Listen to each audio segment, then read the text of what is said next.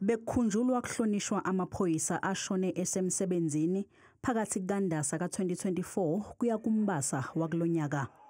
Lo mcimbi ubuhanjelwe yimindeni yamaphoyisa ashone esemsebenzini obekukhona kuwo nezingane zawo.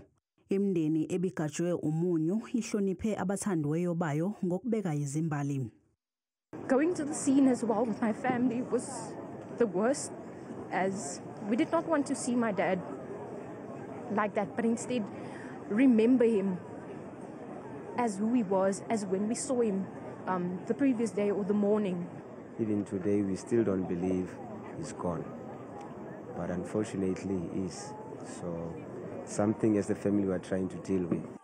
Ngokwezibalo angamashumi amabili nesikhombisa amaphoyisa ashone esemsebenzini kusukela ngonyaka owedlule ngoNdasa kuze kube uMbasa kulonyaka.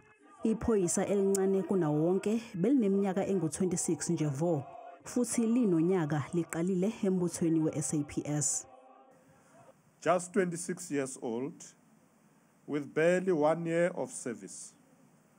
On patrol in Mount Fletcher on the evening of 28 June 2024, his team was ambushed. He was robbed of his weapon, his uniform, and his life. Obambe njengongqongqoshe wamaphoyisa uSolwazi uFiroz Kachalia unxuse amaphoyisa ukuthi abeke phambili ukuphepha kwawo uma evikela umphakathi. To our officers, keep safe as you carry out your duties.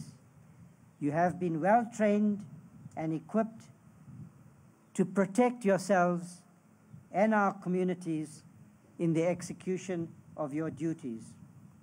We would want to call upon the community to say we shouldn't have a day like this, and where members of the police have been killed, and the community, one member of the community should have seen what happened where.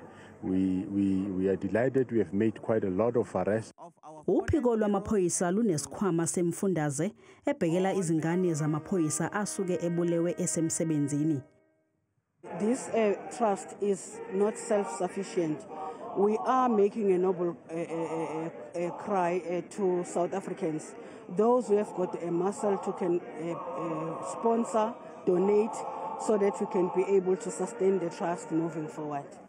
Zingu 1718 ingane zamaphoyisa esezihlomulile kulolu hlelo, ezingamashumi amane zazo sezifunde zaze zagogoda.